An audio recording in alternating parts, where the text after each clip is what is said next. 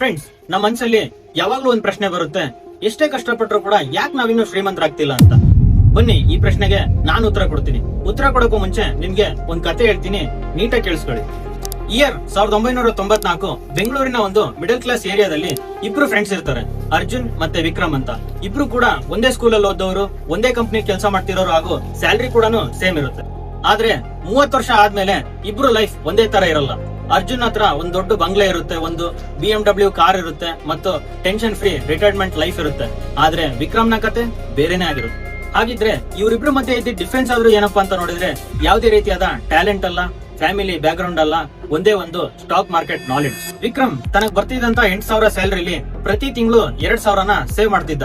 ಅದನ್ನ ಸೇಫ್ ಆಗಿ bank FD ಇಡ್ತಿದ್ದ, ಅದು ಕೂಡ 6 to 7% ಇಂಟ್ರೆಸ್ಟ್ ನಂಗೆ. 30 ವರ್ಷ ಆದ್ಮೇಲೆ ಈ ಅಮೌಂಟ್ 24ರಿಂದ 25 ಲಕ್ಷ ಆಗಿ ಬೆಳೆದಿತ್ತು.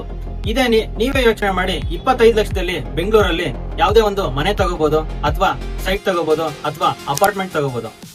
ಆದ್ರೆ ಅರ್ಜುನ್ ನ ಮೈಂಡ್ ಸೆಟ್ ಈ ತರ ಇರ್ಲಿಲ್ಲ. ಅವನು ತನಗ್ ಬರ್ತಿದ್ದಂತ ಸ್ಯಾಲರಿಲಿ ಪ್ರತಿ ತಿಂಗಳು 2,000ನ ಸೇವ್ ಮಾಡಿ ಅದನ್ನ ನಿಫ್ಟಿ 50 ಇಂಡೆಕ್ಸ್ ಫಂಡ್ ಅಲ್ಲಿ SIP ಮಾಡ್ತಿದ್ದ. ಯಾವುದೇ ರೀತಿಯಾದಂತಹ ಫ್ಯಾನ್ಸಿ ಸ್ಟಾಕ್ ತಗೊಂಡಿರ್ಲಿಲ್ಲ, ಟಿಪ್ಸ್ ತಗೊಂಡಿರ್ಲಿಲ್ಲ, ಜಸ್ಟ್ ಸಿಂಪಲ್ ಸಿಸ್ಟಮ್ಯಾಟಿಕ್ ಇನ್ವೆಸ್ಟ್ಮೆಂಟ್ ಅಷ್ಟೇ. 30 ವರ್ಷ ಆದ್ಮೇಲೆ ಅರ್ಜುನ್ ನ ರಿಟರ್ನ್ ಕೇಳಿದ್ರೆ ನೀವೇ ಶಾಕ್ ಆಗ್ತೀರಾ. 1.5 ಕೋಟಿ ಆಗಿತ್ತು. ಹೆಂಗ್ ಬಂತು ಅಂತ ನೋಡಿದ್ರೆ, ನಮ್ಮ ನಿಫ್ಟಿ 50 ರಿಟರ್ನ್ ಬಂದು ಆವರೇಜ್ ಆಗಿ 12 to 14% ಬಂದಿದೆ. ನೀವ್ ಅನ್ಕೊಂಡಂಗೆ ಅದು ಯಾವುದೇ ರೀತಿಯ ಮ್ಯಾಜಿಕ್ ಅಲ್ಲ, ಜಸ್ಟ್ ಪವರ್ ಆಫ್ ಕಾಂಪೌಂಡಿಂಗ್. ಇದನ್ನ ಜಗತ್ತಿನ 8ನೇ ಅದ್ಭುತ ಅಂತಾನೆ ಕರೀತಾರೆ.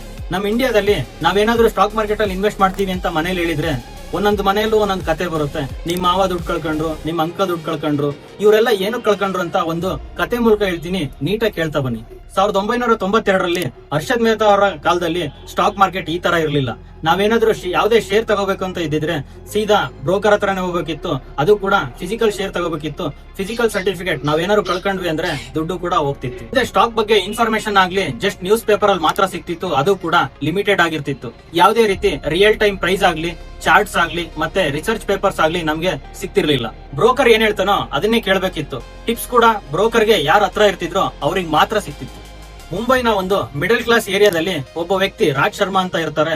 ಅವರು ತಾನು ಜೀವನ ಪೂರ್ತಿ ಸೇವಿಂಗ್ ಮಾಡಿದ್ದಂತಹ 50,000 ಅಮೌಂಟ್ ನ ಕೂಡಿಟ್ಕೊಂಡಿರ್ತಾರೆ ಸ್ಟಾಕ್ ಮಾರ್ಕೆಟ್ ಅಲ್ಲಿ ಇನ್ವೆಸ್ಟ್ ಮಾಡಬೇಕು ಅಂತ. ಬ್ರೋಕರ್ ಹೇಳಿರೋ ಕಂಪ್ನಿಲಿ ಅವ್ರ ಹತ್ರ ಇದ್ದಿದ್ದ ದುಡ್ಡನ್ನೆಲ್ಲ ಇನ್ವೆಸ್ಟ್ ಮಾಡ್ತಾರೆ, ಯಾವುದೇ ರೀತಿ ನಾಲೆಡ್ಜ್ ಮತ್ತೆ ಇನ್ಫಾರ್ಮೇಶನ್ ಇಲ್ದೆ. ಕೆಲವು ತಿಂಗಳ ನಂತರ ಅವ್ರು ಹಾಕಿರುವಂತ ದುಡ್ಡನ್ನ ಎಲ್ಲದನ್ನು ಕೂಡ ಕಳ್ಕೊಂಡು ಆಮೇಲೆ ಹೇಳ್ತಾರೆ, ನಾನು ಯಾವತ್ತೂ ಕೂಡ ಇನ್ಮೇಲೆ ಸ್ಟಾಕ್ ಮಾರ್ಕೆಟ್ ಅಲ್ಲಿ ಇನ್ವೆಸ್ಟ್ ಮಾಡಲ್ಲ ಅಂತ. ನೋಡಿದ್ರೆ ಗೊತ್ತಾಗುತ್ತೆ ಇಲ್ಲಿ ತಪ್ಪು ಯಾರ್ದು ಅಂತ. ಇನ್ವೆಸ್ಟ್ ಮಾಡದಂತ ರಾಜ್ ಶರ್ಮಾದು ಅಥವಾ ಸ್ಟಾಕ್ ಮಾರ್ಕೆಟ್ದು ಅಲ್ಲ, ಇಲ್ಲಿ ಇದ್ದಿದ್ದು ಸಿಸ್ಟಮ್ ತಪ್ಪು. ಆದ್ರೆ 2026ರಲ್ಲಿ ಈ ತರ ಇಲ್ಲ. ನಿಮ್ಗೆ ಝೀರೋದ ಏಂಜಲ್ ಒಂಥರ ಬ್ರೋಕರ್ ಸಿಗುತ್ತೆ, ರಿಯಲ್ ಟೈಮ್ ಡೇಟಾ ಸಿಗುತ್ತೆ, ಚಾರ್ಟ್ ಸಿಗುತ್ತೆ, ಮತ್ತೆ ರಿಸರ್ಚ್ ಪೇಪರ್ ಸಿಗುತ್ತೆ.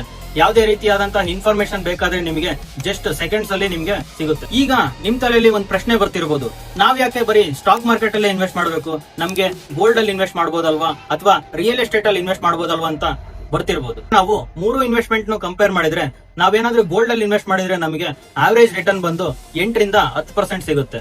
ಅದೇ ತರ ನಾವೇನಾದ್ರೂ ರಿಯಲ್ ಎಸ್ಟೇಟ್ ಅಲ್ಲಿ ನೋಡಿದ್ರೆ 10ರಿಂದ 12% ಸಿಗುತ್ತೆ. ಆದ್ರೆ ನಮ್ಗೆ ರಿಯಲ್ ಎಸ್ಟೇಟ್ ಅಲ್ಲಿ ಇನ್ವೆಸ್ಟ್ ಮಾಡಬೇಕು ಅಂದ್ರೆ ದುಡ್ಡು ಜಾಸ್ತಿ ಬೇಕಾಗುತ್ತೆ. ನೀವೇ ಯೋಚನೆ ಮಾಡಿ, ಎಷ್ಟು ಜನರ ಹತ್ರ 1 ಲಕ್ಷ ರೂಪಾಯಿ 2 ಲಕ್ಷ ರೂಪಾಯಿ ಇರ್ತಿತ್ತು 1992ರಲ್ಲಿ. ಆದ್ರೆ ಸ್ಟಾಕ್ ಮಾರ್ಕೆಟ್ ಅಲ್ಲಿ ಈ ತರ ಇರಲ್ಲ. ನೀವೇನಾದ್ರು ಇನ್ವೆಸ್ಟ್ ಮಾಡಬೇಕು ಅಂದ್ರೆ ನಿಮ್ಮ ಹತ್ರ ಜಸ್ಟ್ 500 ರೂಪಾಯಿ ಇದ್ರೆ ಸಾಕು, ನೀವು ಇನ್ವೆಸ್ಟ್ಮೆಂಟ್ ನ ಸ್ಟಾರ್ಟ್ ಮಾಡಬಹುದು. ನೀವು ಕೂಡ ಇನ್ನು ಸ್ಟಾಕ್ ಮಾರ್ಕೆಟ್ ಅಲ್ಲಿ ಇನ್ವೆಸ್ಟ್ ಮಾಡಿಲ್ಲ ಅಂದ್ರೆ ಇವತ್ತೇ ಹೋಗಿ ಇನ್ವೆಸ್ಟ್ ಮಾಡಿ. ನಿಮ್ಗೆ ಇನ್ವೆಸ್ಟ್ ಮಾಡೋಕೆ ಏನಾದ್ರು ತೊಂದರೆ ಇತ್ತು, ನಿಮ್ಗೆ ನಾಲೆಡ್ಜ್ ಇಲ್ಲ ಅಂದ್ರೆ ನಮ್ ಚಾನಲ್ ನ ಫಾಲೋ ಮಾಡಿ. ಅಪ್ಕಮಿಂಗ್ ವಿಡಿಯೋಸ್ ಅಲ್ಲಿ ನಿಮ್ಗೆ ಕಂಪ್ಲೀಟ್ ಆಗಿ ಸ್ಟಾಕ್ ಮಾರ್ಕೆಟ್ ಅಲ್ಲಿ ಯಾವ ತರ ಇನ್ವೆಸ್ಟ್ ಮಾಡ್ಬೇಕಂತ ಹೇಳ್ಕೊಡ್ತೀವಿ.